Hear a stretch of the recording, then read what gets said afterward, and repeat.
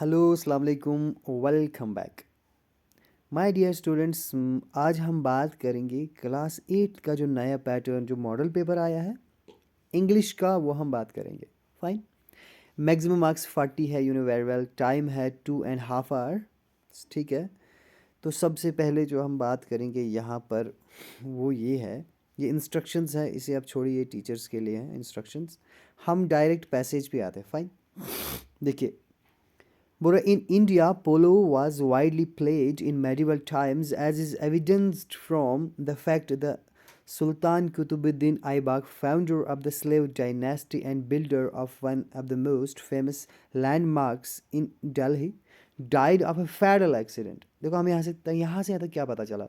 मैं आपको एक चीज़ समझाऊंगा। जब आपको पैसेज रीडिंग आएगी ना, आपको इतने ध्यान से बारीकी से पढ़ना है ताकि नीचे जाके आपको दोबारा पैसेज को ना पढ़ना पड़े। इसलिए ध्यान से समझे हम कैसे रीड करेंगे। क्योंकि इंडिया में क्या होता है, जो पोलो है वो वाइडली खेला जाता था। कब? मेडिवल टाइम में। ठीक है। हमें कैसे पता चलता है? क्योंकि हमें ये एक एविडेंस, हमारे पास एक सबूत है कि जो सुल्तान कुतुबुद्दीन ऐबक था, जो बंदा था जिसने स्लेव डायनास्टी को, एक डायनास्टी थी स्लेव डायनास्टी जिसने मतलब इंडिया पे हुकूमत करी थी कुछ टाइम, तो उसका फाउंडर था ये। And builder of one of the most famous landmarks in Delhi. Delhi में जो उसने बनाया था कुतुब मीनार, इसी ने बनाया था। एक लैंडमार्क है कुतुब मीनार, उसने बनाया था दिल्ली में। उसका एक एक्सीडेंट होता है, फैटल एक्सीडेंट होता है, बहुत ही खतरनाक भयानक एक्सीडेंट हुआ था, मार देने वाला, मोहल्लिक। तो एक्सीडेंट हुआ था कब? वो खेल रहा था, क्या कर रहा था, impelled on the ornate horn of his आउन सैडल। अच्छा, ऑर्नेट हॉर्न होता है, ऑर्नेट मीन्स होता है सजाया हुआ, डेकोरेटेड। ठीक है ना। अपने जो सैडल है, जो घोड़े के ऊपर काठी है जिसकी वजह से बैठता है, जो सैडल है, ठीक है, वो उसी से, मतलब वो जब गिरा उसी से उसको लगी, है ना, कि वो मतलब जिसम किसी हिस्से में घुस गया, तो फिर वो वहाँ से गिरा। After fall on the polo field Lahore. ठीक है ना। वो कहाँ पे गिरता है? पोलो फिर ग्राउंड में लाहौर में खेलते के नीचे गिर जाता है। फाइन। तो वो मर जाता है। ठीक। Under the Mughals. अच्छा, उसको जब हम अगर मुगल की बात करेंगे, polo was national sport of India until the end of the 16th century. तो मुगल जब हुकूमत कर रहे थे उस वक्त हिंदुस्तान का नेशनल स्पोर्ट पोलो था। अगर हम बात करेंगे 16th सेंचुरी के एंडिंग तक, during that period the house of Timur reigned supreme in Delhi. कह रहा है कि जो उस वक्त जो हाउस ऑफ तैमूर था, ठीक है ना, उसने हुकूमत करी थी एक सुप्रीम तरीके से। दिल्ली में सबसे सुप्रीम हुकूमत उसी की थी। और उस दौरान क्या होता है, जो पोलो है enjoy the patronage of Kings. The patronage means यानी कि किसी के पैट्रोनेज करना, किसी को बहुत ही डेवलप करना, यानी अपने अंडर रखते हुए, यानी कि बहुत खास प्रिविलेज मिलना।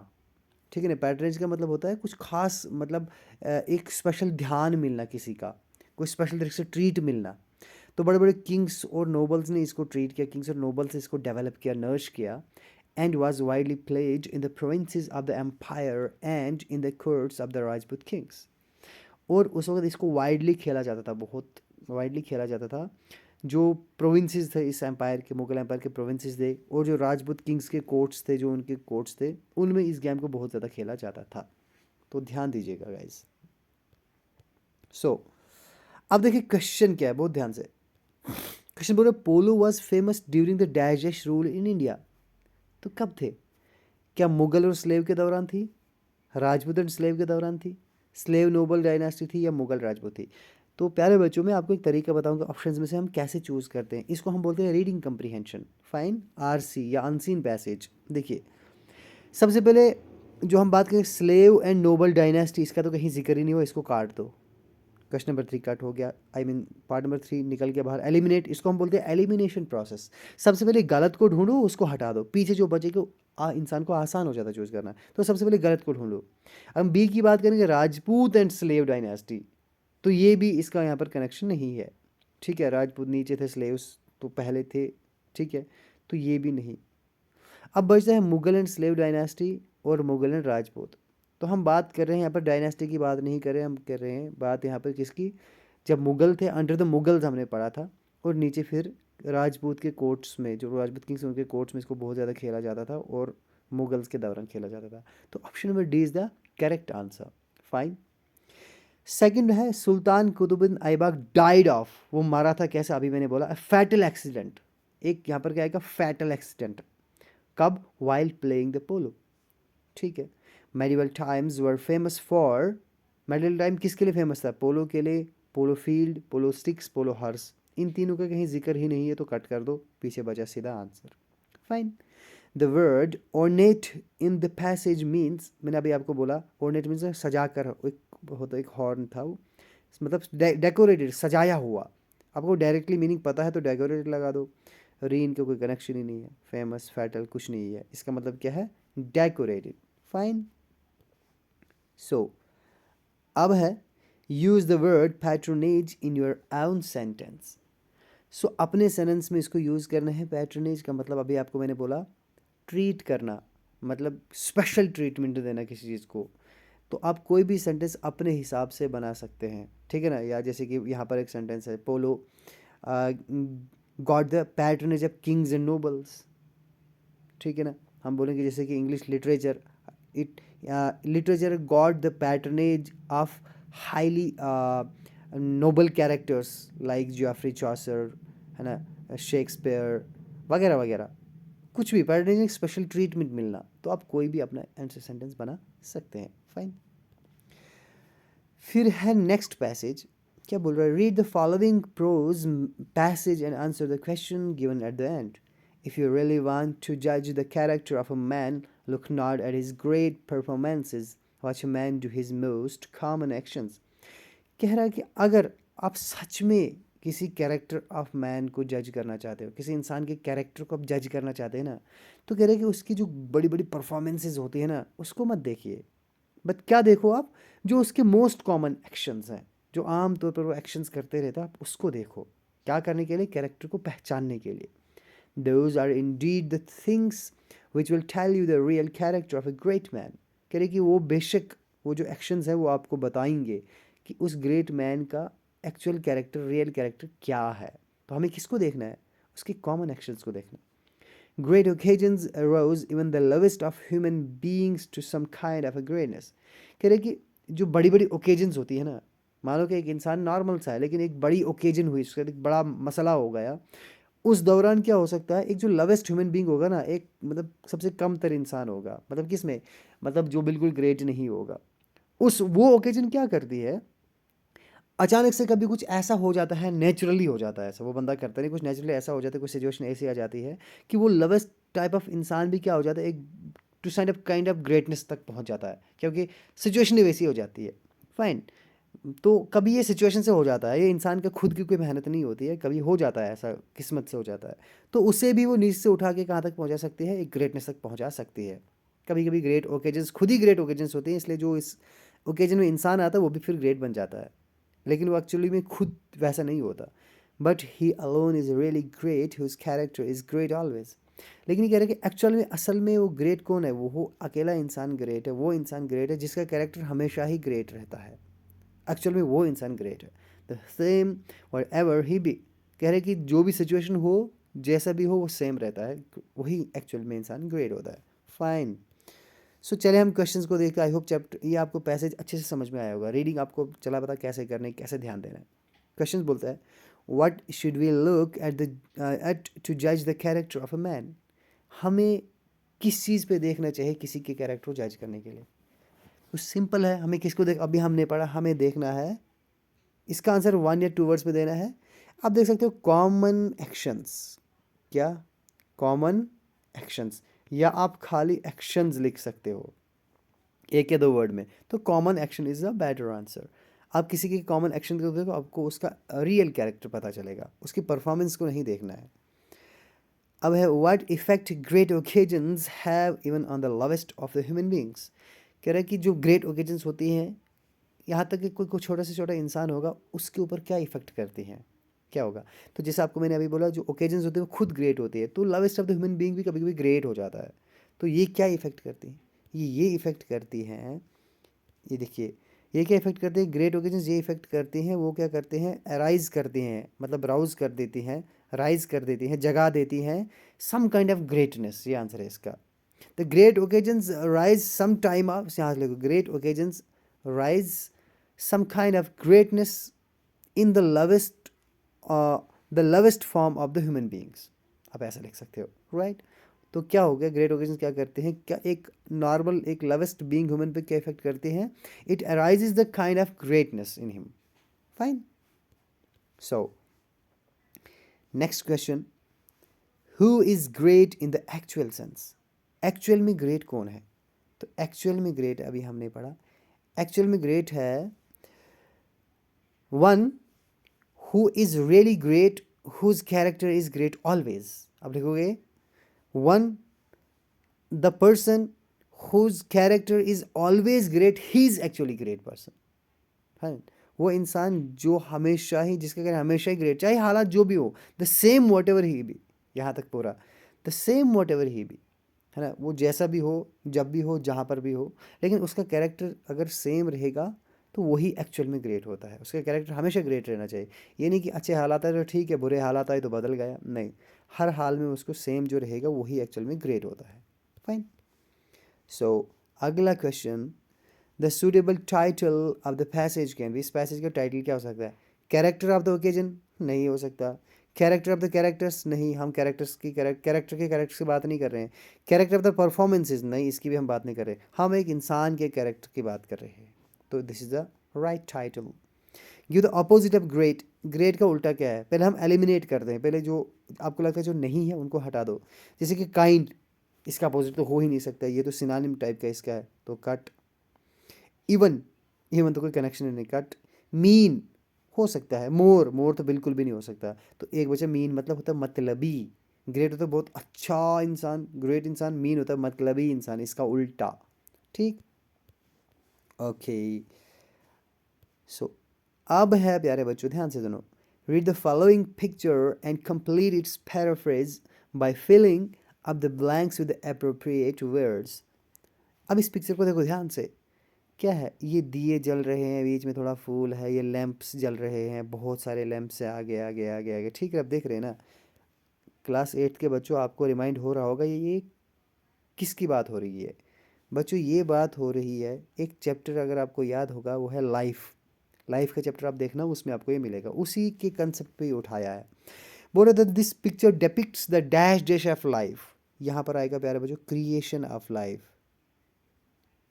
अगर आपने लाइफ चैप्टर पढ़ा होगा, दिस पिक्चर से डेपिक्ट्स, ये पिक्चर शो करती है creation of life, thousands of dash can be lit, कह रहे कि हजारों डैश को जलाया जा सकता है, किसको जला सकते हैं हम, कैंडल्स को या लैंप, ठीक है, लैंप या candle, lamp, thousands of candles can be lit या thousands of lamps can be lit from a dash candle, हम बहुत सारे कैंडल्स को किससे जला सकते हैं, कौन सी कैंडल से जला सकते हैं, वो कैंडल जो खुद जल रही होगी, from A lighted candle, from A lighted candle, जो जली हुई जो जल रही कैंडल होगी उससे हम हज़ारों कैंडल्स को जला सकते हैं, तो कैंडल लिखिए यहाँ पर, कैंडल इज़ बेटर, लैम्प भी लिख सकते हैं। And the life of dash dash will not be shorten, और जिस कैंडल से हम जलाएंगे वो दूसरे कैंडल्स को तो जला सकती है, और उसकी खुद की लाइफ शॉर्ट नहीं होगी, उसकी खुद की लाइफ कम नहीं हो जाएगी, दूसरे को जलाने से वो कम थोड़ी हो जाएगी।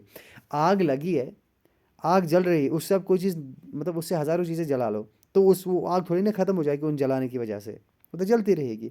वही बोला था life of a lighted candle, यहाँ पे आएगा लाइटेड कैंडल, यानी जलती हुई, जो जलती हुई कैंडल है वो दूसरों को ज़िंदगी दे रही है, दूसरों को जला रही है, इसकी वजह से उसकी ज़िंदगी छोटी नहीं हो जाती है।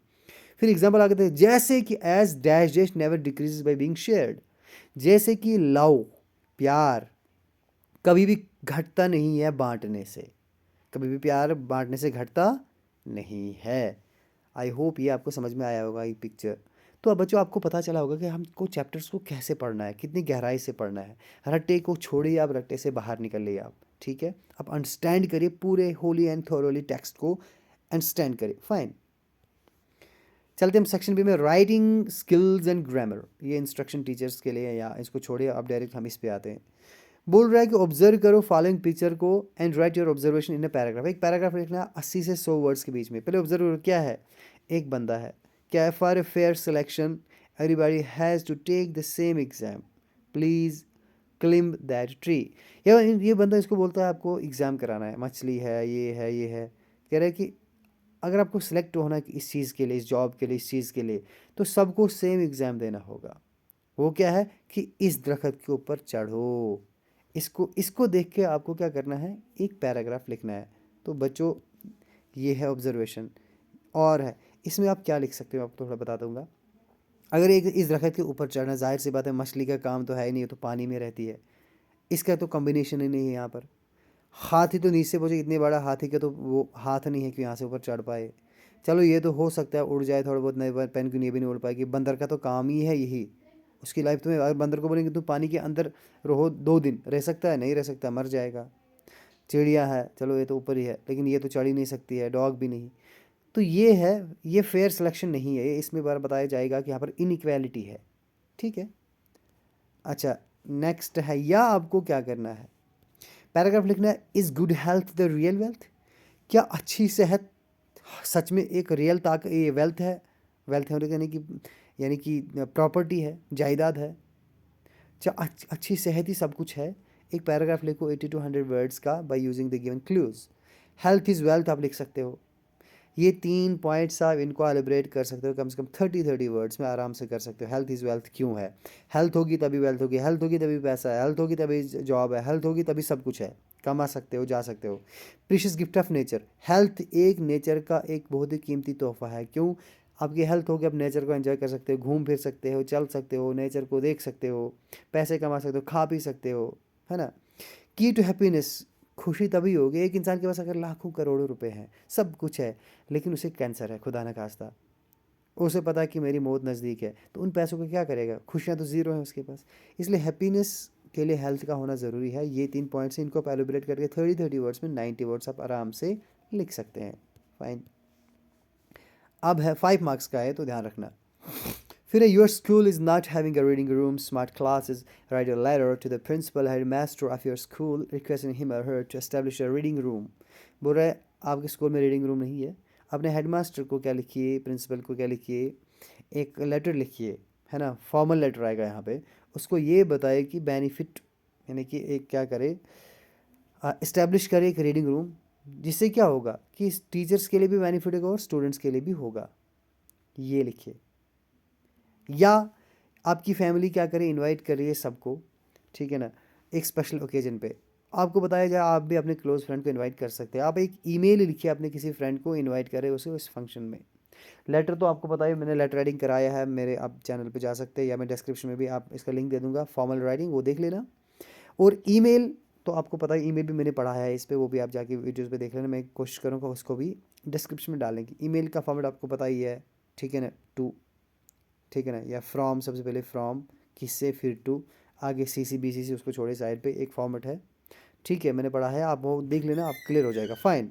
नेक्स्ट है, हाँ, अब है right WhatsApp, Facebook, Twitter, DM, message वगैरह वगैरह। देखो नया फॉर्मेट आया, आप एक मैसेज आपको लिखना है, डजेंट मैटर वो व्हाट्सअप पे हो, फेसबुक पे लिखो, ट्विटर पे लिखो, जिस पे भी, डजेंट मैटर। लेकिन आपको क्या करना है, एक अप्रोप्रिएट फॉर्मेट, सबका एक फॉर्मेट होता है। आपको पता है गाइज, अगर आप देखोगे कि, सॉरी, आप देखोगे कि 50, यानी कि 50 वर्ड्स की मैसेज होती है। ट्विटर पे आप देखेंगे 50 वर्ड्स, एसएमएस आप देखेंगे, मतलब 50 वर्ड्स, इससे ज़्यादा नहीं जाता। तो आपको क्या करना है, 50 वर्ड्स के अंदर एक मैसेज लिखना है स्क्वायर बॉक्स के अंदर, ठीक है। Sorry guys, sorry. तो हाँ, तो आपको क्या करना है, एक मैसेज लिखना है, सॉरी ये बीच में कॉल्स आ गई थी। तो उसमें क्या करना है, आपको ये बताना है अपने क्लासमेट को, और उनको ये इन्फॉर्म करना है किसके बारे में, कि जो इलेक्शन था ना स्टूडेंट सिक्योरिटी के लिए, जो इलेक्शन थे स्कूल में, वो पोस्टपोन हो गए हैं, ठीक है। और एनी अदर इवेंट, या फिर कोई और इवेंट आपके स्कूल में हो रहा था, वो पोस्टपोन हो गया है। आपको एक मैसेज लिखना है अपने फ्रेंड को, प्रॉपर स्क्वायर बॉक्स आप बनाएंगे, मैसेज लिखेंगे ऊपर। इसका लिंक भी मैं दे दूंगा डिस्क्रिप्शन में, आप वो जाके वहाँ से भी देख सकते हो अगर आपको पता नहीं होगा। Fine. Now we have do as direct. Do as direct का मतलब, डू एज डायरेक्ट यानी जैसे आपको डायरेक्शन दी गई वैसे आपको करना है। हमें क्या करना है, एक appropriate grammatical items in the blanks provided. हमें क्या करना है, जो भी ब्लैंक्स हैं इनमें ग्रामेटिकल चीज़ें डालनी है। एक कॉमन सेंस से हमें पता होना चाहिए, इसमें इसमें कुछ भी आर्टिकल आ सकता है, मॉडल आ सकते हैं, ठीक है, प्रपोजिशन लग सकते हैं, तो ध्यान से। पूरे the newspaper is one dash dash the significant science of the modern civilisation. तो यहाँ पर क्या आएगा, ऑफ आएगा। The newspaper is one of the significant signs of the modern civilization. It is the most popular form of reading in the present times. Dash it interests all sort of people. ये कह रहा है कि आज का सबसे most popular reading है present time की. क्यों? एज, ठीक है ना, बिकॉज इट इंटरेस्ट, या एज इज बेटर वर्ड. यहाँ पर लिखा है अप्रोप्रिएट. कहीं पर हो सकता है सेम मीनिंग के अलग अलग वर्ड्स होते हैं, सेम मीनिंग जिनका निकलता है, उनमें सब कोई भी प्लेस कर सकते हैं जो मोस्ट रिलेटेड हो. तो as is better, as it interest all sort of people. क्योंकि ये है ना, जैसे कि ये क्या करता है, हर किस्म के इंसानों को क्या करता है, मतलब इंटरेस्ट, हर किस्म के इंसान को इंटरेस्ट इस चीज़ में है. ठीक. Is full political news. इसके अंदर क्या होती है, political, sport news, commercial news होती है, as well as articles by well known writers. बड़े बड़े वेल नोन राइटर्स भी आर्टिकल्स लिखते हैं. A newspaper dash us both entertained and informed. Newspaper keeps it keeps us both entertained भी रखता है हमें, informed भी रखता है हमें, पता भी होता है हमें और हम entertained भी रहते हैं. ठीक है. Newspaper also tells the people what their rights are. Newspaper ये भी बताते हैं लोगों के हकूक क्या है, what are their fundamental rights, and teach them dash how they dash protect and exercise these rights, and tells them how they should, उनको कैसे, they should protect and exercise their right, वो कैसे अपने राइट्स को बचा सकते हैं और अपने राइट्स को यूज़ कर सकते हैं. आई होप ये आपको समझ में आया होगा. ठीक है बच्चों, तो ये तो कॉमन सेंस की बात है, आपको पता चल रहा होगा कि आपको क्लास में टेक्स्ट कैसे पढ़ना है. तो बच्चों देखो, change the narration. She said to me my father is going for Hajj tomorrow. Guys rule आपको पता होगा, नरेशन भी मैंने काफ़ी अच्छे से पढ़ाया है, वो भी आप जाके देख लीजिए. शी है, सब्जेक्ट कभी चेंज नहीं होता, शी का रहेगा शी. सेड टू, गाइज ये सिंपल सेंटेंस है, इसलिए सेड टू का बनेगा टोल्ड. क्या बनेगा? टोल्ड. मी तो है, ऑब्जेक्ट ये रहेगा यहीं पे, शी टोल्ड मी. अब ये सिंपल सेंटेंस है, एक स्टेटमेंट है, तो इसलिए इन्वर्टेड कॉमास हटने में के बाद क्या आएगा? दैट आएगा. क्या आएगा? That. She told me that. अब माई है बच्चों, माई है, ये कौन सा पर्सन है? फर्स्ट पर्सन है. ये किसका फादर जा रहा है? शी का जा रहा है ना, फर्स्ट पर्सन है, अकॉर्डिंग टू सब्जेक्ट चेंज होगा, तो माई क्या बनेगा? शी. ठीक है. तो यहाँ पर जो शी है, शी का हमें कौन सा यहाँ पर ये वर्जन लाना है? शी है, शी का हम माई का बनेगा शी का बनेगा हर. क्योंकि उसका बाप शी का बाप जा रहा है ना, तो उसका फीमेल के लिए हर आएगा. क्या आएगा? She told me that her father is going है प्रेजेंट कंटिन्यूस, ये होगा चेंज पास्ट कंटिन्यूस में, बन जाएगा वाज गोइंग. क्या बन जाएगा? Was going. She told me that her father was going for Hajj. Tomorrow change होगा नेक्स्ट डे में. किस में होगा? Next day. ठीक है गाइज, अब इन रूल्स को अच्छे से पढ़ लेना, नरेशन मैंने पढ़ाया है. तो इसका क्या बनेगा? इसका बनेगा she told me that her father was going for हज नेक्स्ट डे. फाइन बच्चों, आप एक बार ना इस सेंटेंस को अच्छे से 2 बार पढ़ लेना, आपको समझ में आना चाहिए किस किस्म का सेंटेंस है, तभी आप रिपोर्टिंग वर्ब को चेंज कर सकते हैं. He said dash why are you crying unnecessarily. He ने कहा, तुम क्यों फजूल में रो रहे हो. तो क्वेश्चन मार्क एंड पे, तो मतलब ये इंटरोगेटिव सेंटेंस है. इंटरोगेटिव सेंटेंस है कौन सा? ओपन एंडेड है, WH वर्ड से शुरू हो रहा है. फाइन. तो इंटरोगेटिव सेंटेंस में जो WH वर्ड से शुरू होगा, जो ओपन एंडेड होगा, उसका रूल क्या है? सेम WH क्वेश्चन वर्ड नीचे लाते हैं हम इन्वर्टेड कॉमास को हटाने के बाद. अब ही सेड है तो यहाँ पर सेड का बन जाएगा ASKED, आस्क्ड बन जाए. क्यों? क्योंकि ये पूछ रहा है, इंटरोगेशन है. फाइन. He asked why. अब यू है, यू कौन सा पर्सन है? सेकंड है. किसे पूछ रहा है? यहाँ पर ऑब्जेक्ट है नहीं, हम यहाँ पर क्या कर सकते हैं? कंसिडर कर सकते हैं मी. खुद से हम क्या कर सकते हैं? कंसिडर कर सकते हैं, मान सकते हैं. ही सेड टू मी, समझो उसने मुझे बोला, तो ही सेड व्हाई. अब यू है तो इसने मुझे बोला, समझो, तो वहाँ पर क्या आएगा? अब रो कौन रहा है? मतलब मैं रो रहा हूँ ना, क्योंकि मुझे बोल रहे, तुम क्यों रो रहे हो? तो यहाँ पर क्या बन जाएगा? वाई आई बनेगा. वाई आई आएगा, फिर आएगा आर को हम चेंज करेंगे. क्यों आर को हम बाद में चेंज करेंगे? अगर हम पहले करेंगे आर को चेंज, ये दोबारा क्वेश्चन बन जाएगा. तो बच्चों, इनडायरेक्ट के अंदर हम क्वेश्चन नहीं बनाते हैं, इनडायरेक्ट के अंदर हमेशा हम सिंपल सेंटेंस बनाते हैं, स्टेटमेंट बनाते हैं. तो क्या बनेगा? वाई आई आर क्राइंग है ना, is MR plus ING form of verb बनता है प्रेजेंट कंटिन्यूअस. इसका पास्ट कंटिन्यूअस क्या बनेगा? Why I was crying. unnecessarily। ठीक है बच्चों, तो क्या ही said me that, sorry, he said me why I was crying unnecessarily। तो said क्या क्या बनेगा, asked बनेगा। तो क्या बनेगा, he asked me, sorry me यहाँ पर नहीं आएगा क्योंकि यहाँ पर गिवन नहीं इसलिए नहीं आएगा, लेकिन आगे आई आएगा क्योंकि हम यहाँ पे मान सकते हैं कि मुझे बोल रहा है। जब पर्सन नहीं हो, ऑब्जेक्ट नहीं हो, हम कुछ भी इंक्लूड कर सकते हैं। अब बोल रहा है he asked why I was crying unnecessarily. I hope बच्चों आपको एक समझ में आया होगा। ठीक, आगे है लिटरेचर। लिटरेचर में देखो बच्चों क्या है, ये है टेक्सचुअल क्वेश्चंस। ये आपको डायरेक्ट पढ़ने हैं, इसमें समझाने की कोई ज़रूरत नहीं है। आपको चैप्टर पढ़ना है कि ये है पोलो से चैप्टर से लिया है, ये जूलियस सीजर से लिया है। ठीक है, हाँ ये पॉलीथीन से लिया है, उसके बाद ये रिंकल से लिया है। अच्छा ये है मीटिंग पॉइंट से लिया है, how is winter, summer and winter से लिया हुआ है। ये स्ट्रेंज टाइड से जो प्ले उससे लिया हुआ है। ये है स्टार स्पीक्स टू मैन से। ये आपको पढ़ना है और लर्न करना है। ठीक है बच्चों, तो ये है 10 मार्क्स के क्वेश्चंस। सो आई होप बच्चों ये आपको इंग्लिश का पूरा पेपर आपको समझ में आ गया होगा, किस किस्म का पेपर आ सकता है आपको।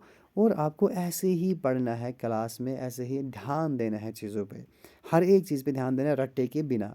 ठीक है, कोई डाउट है, कोई कन्फ्यूजन है बच्चों, मुझे कमेंट करना, मैं आपको आगे जवाब दूंगा। फाइन।